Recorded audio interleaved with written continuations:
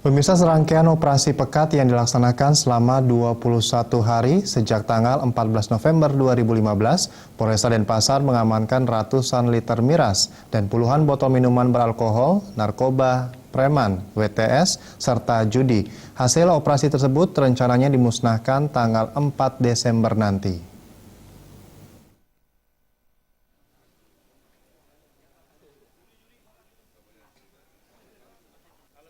Dalam menciptakan situasi kondusif di wilayah hukum Polresta Denpasar serta wilayah Bandung, pihak Polresta menggelar operasi pekat. Operasi yang dilaksanakan selama 21 hari ini menyasar tempat-tempat yang terindikasi adanya tindakan kriminalitas, seperti tempat hiburan malam, warung, dan tempat-tempat lainnya yang rawan kriminalitas.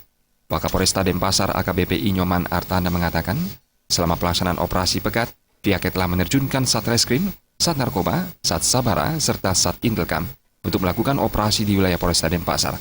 Dari hasil operasi, telah diamankan barang bukti berupa 450 liter arak, 73 minuman botol yang mengandung alkohol tinggi, 106 gram narkoba, 215 butir pil daftar G, 31 preman, serta 3 orang WTS. Narkoba ada 8 LP dengan jumlah tersangka ada 9. Ya, barang bukti sabunya kurang lebih 70 gram, kemudian ganjanya 31 gram, kemudian ekstasi 5, kemudian pil daftar G atau pil koplonya 215 butir dengan nilai barang bukti kurang lebih 124 juta.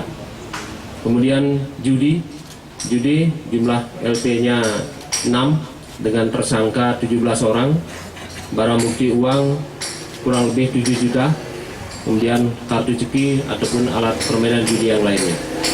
Kemudian miras ini 21 kasus dengan jumlah tersangka 20. Kini, barang bukti diamankan di Mapolresta Denpasar sembari menunggu hasil operasi lainnya. Petugas memberikan tipiring kepada pemilik miras, preman, pejudi, serta WTS. Sementara tersangka kasus narkoba tetap menjalani proses hukum dan rehabilitasi. Dari Suantara dan Agus Sudatmika.